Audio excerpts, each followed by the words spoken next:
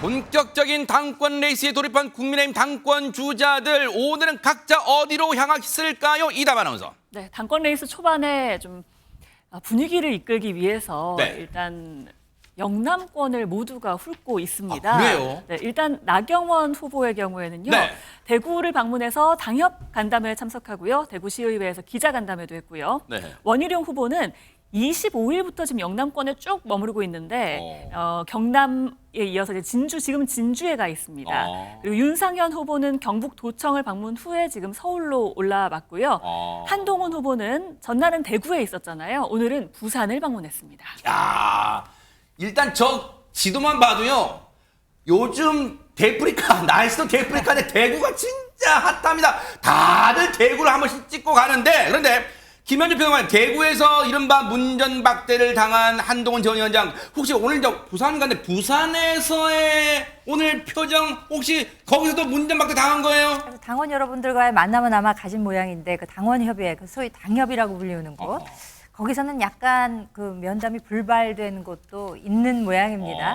우리가 흔히 뭐 오리지널 친윤이라고 불리우는 그 장제원 전 의원 있지 않습니까? 예, 예. 이분의 그 지역구가 사상인데 지금은 뭐 박형준 부산시장과 방금 전에 만난 모습을 보고 계십니다만. 부산시장은 만나주네요. 네. 대구시장은 안 만났고. 네. 그렇습니다. 네. 근데 그 사상 당협에서는 지금 현재 그 장 전 의원의 측근이라고 불리우는 그 김대식 의원이 현재 현역이거든요. 근데 이제 그 당협을 방문하겠다고 하니까 시간이 조금 일정이 안 맞습니다 해서 불발이 됐는데 네. 뭐 겉으로는 일정 핑계를 대긴 했습니다만 아무래도 네. 조금 한 전 위원장을 만나는 것이 껄끄러웠던 것이 아니냐 이런 이제 관측들이 나오고 있습니다. 네. 어쨌든 부산에서도 뭐 다 환대받은 건 아니네요. 지금 이런 껄끄러운 모습도 이제 보여지고 있는데, 근데 그게 이제 궁금했잖아요, 사실. 대구에 갔을 때 홍준표 시장이 한동훈 전 위원장을 오지 말라고 했어. 내가 오지 말라고 했어. 그랬잖아요. 그 안 만나준 이유 배경을 이렇게 해석한 사람이 있어요. 한번 들어보시고 이어가 보도록 하겠습니다. 내가 본인이 시켜본 게 아니고 사람들 시켜가지고 그렇게 여러 사람 시켜갖고 전화가 왔길래 야, 우리 비서실장이 나한테 보고도 안 해요. 그런 거는 와도 안 만난다.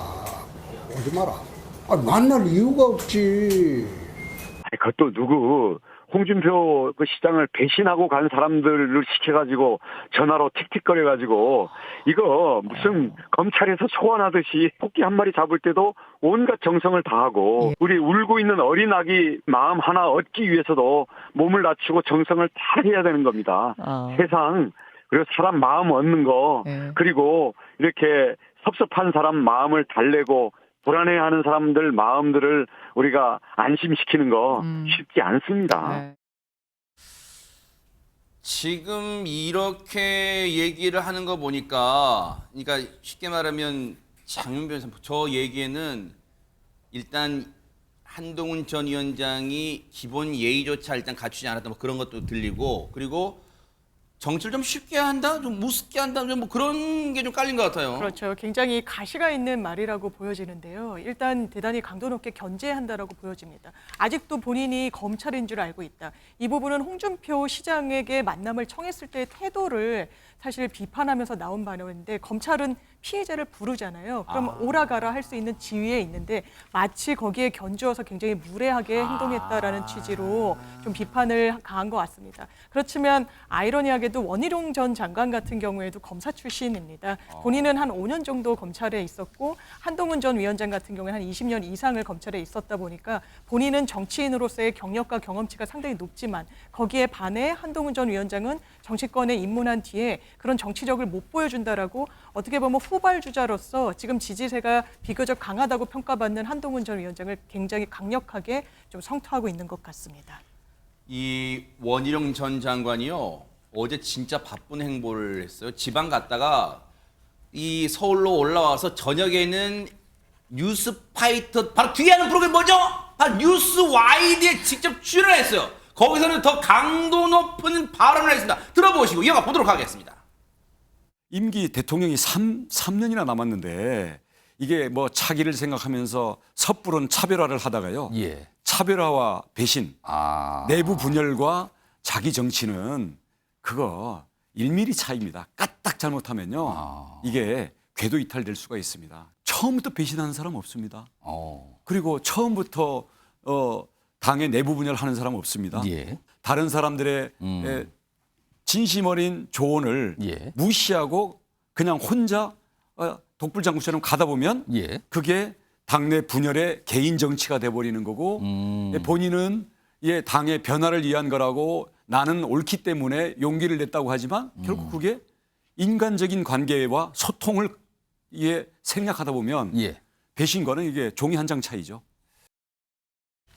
지금 1분 정도 되는 발언을 이제 뭐 물론 엄청나게 뭐 출연 길게 했습니다만 저희가 방금 들려든 1분도 채 안 되는 이 발언에 귀에 쏙 들어온 단어는 안진용 기자님 배신이라는 단어밖에 없는 것 같아요 지금. 네, 맞습니다. 이 배신이란 언급 방금 방송 인터뷰 외에도요. 한 신문과의 인터뷰에서 또다시 언급이 됐습니다. 그래요? 네, 중간에 대통령의 인기가 떨어졌다고 해서 달면 삼키고 쓰면 뱉는 식으로 하면 안 된다면서 배신의 정치, 계산의 정치가 모두 불행하게 한다고 이렇게 배신이란 키워드를 또 꺼내 들었습니다.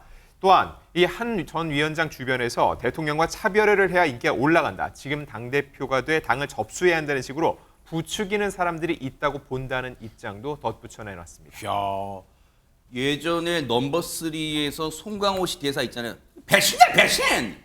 그 배신을 지금 계속 언급했어요. 누구한테 그러겠어요? 누구를 향해 이 배신한 단어를 언급하겠어요? 이 얘기를 듣고 이 사람은 이렇게 응대를 한 것 같습니다. 한번 들어보시고 이어보도록 하겠습니다. 윤상현 의원이랑 원희룡 전 장관 연이틀 동안 배신의 정치는 성공하지 못한다고 좀 말을 했는데요. 연이틀이란 말은 틀리신 것 같고 계속 그러고 있지 않나요? 저는 대한민국의 국민을 절대 배신하지 않을 겁니다. 제가 배신하지 않아야 할 대상, 정치인이 배신하지 말아야 할 대상은 대한민국과 대한민국의 국민입니다. 당정관계가 정치의 목표입니까?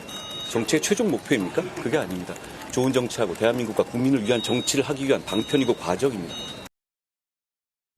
나름 어찌 보면 의연하게 대처하는 듯 하지만 일단 기분이 좋지 않음이 얼굴에 좀 나타나는 것 같아요. 뭐 본인 뭐 속내야 저희가 다 알 수는 없습니다. 한동훈 전 위원장 속내야. 그런데 말리는 시누이가 더 밉다 이런 표현이 있잖아요. 오히려 지금 보세요. 싸움을 부추기는 사람이 있습니다. 한번 얘기 들어보시오. 이어가 보도록 하겠습니다. 세상에 누가 한동훈 전 비대위원장이 최상병 특검을 사실상 찬성하고 김건희 특검을 엊그제까지 강력하게 반대하던 한동훈 전 비대위원장의 입에서 소환 전향적으로 이렇게 나왔겠어요. 저는 그래서 한동훈 비대위원장은 전당대회 전에 김건희 특검도 찬성한다. 그렇게 예상합니다. 지금 분위기를 보면 국민의힘의 당권 주자들의 싸움을 부채 정도도 아니에요. 그냥 뭐 있잖아요. 뭐 바람을 막 하는 그런 느낌이에요. 그런데 보세요.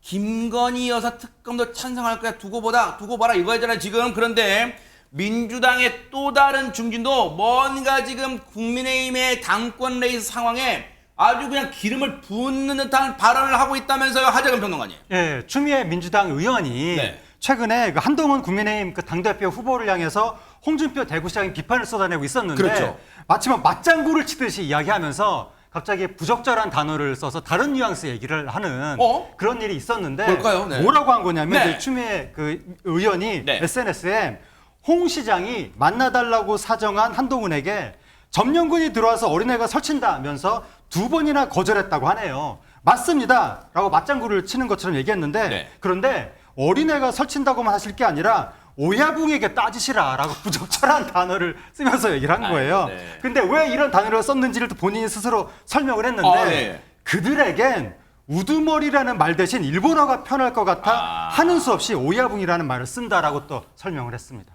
하하. 이게 이제 쉽게 말하면 홍준표 시장이나 윤 대통령이나 검사 출신이잖아요. 지금 검사 집단을 민주당은 두 글자 정도로 지금 보고 있잖아요. 그래서 지금 일본 표현이 더 적절할 것 같다. 아마 그런 거지 않았나라는 해석을 해보는데 박지원, 추미애 이 두 야당의 중진이 나름 이게 혼수예요? 비아냥이에요? 뭡니까 이게? 훈수를 가장한 공격이 아닌가 이제 저는 그렇게 봅니다. 지금 뭐 민주당도 전당대회 계획을 하고 준비위원회를 띄웠다고 하더라고요. 근데 이제 이를테면 장터에 비유를 하자면은 물건을 쟁여놓은 게 별로 없어요. 내놓을 물건이 한 개밖에 없어요. 근데 옆집에는 보니까 옆마을에는 장터가 크게 섰어요. 물건들이 화려하게 나와 있고.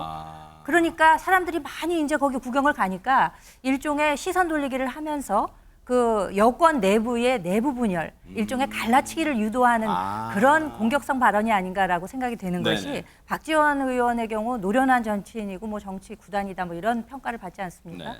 그런데 그 제3자에 의한 특검 지정을 주장한 한동훈 후보에 대해서 이것은 이제 나아가서 한 걸음 더 나아가서 김건희 특검도 찬성할 거야라고 이제 조금 비아냥 섞인 이런 공격을 한 것이고요.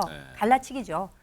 그리고 이제 추미애 의원의 경우에는 과거 2017년 7월에 더불어민주당 대표 시절에는 홍준표 당시 자유한국당 새 대표가 된 분과 함께 이제 우리가 협치하자는 뜻으로 팔짱도 한번 껴봅시다 하면서 다정한 모습을 연출을 하고는 했었습니다만 그건 이제 과거의 얘기고 사실상 어린애라고 하면서 자꾸 거기다가만 공격하지 말고 그러니까 돌 하나 던져서 새 두 마리를 잡는 거죠. 일석이조.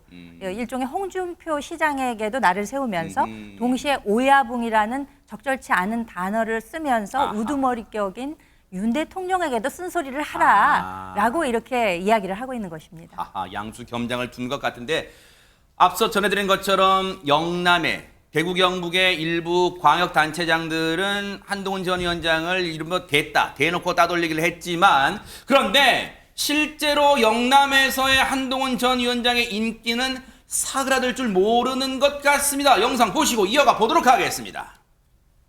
엘리베이터에서 여사님들을 만났어요. 저 아세요?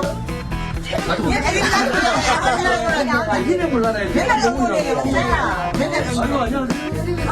아이고 안녕하세요. 어디 가세요?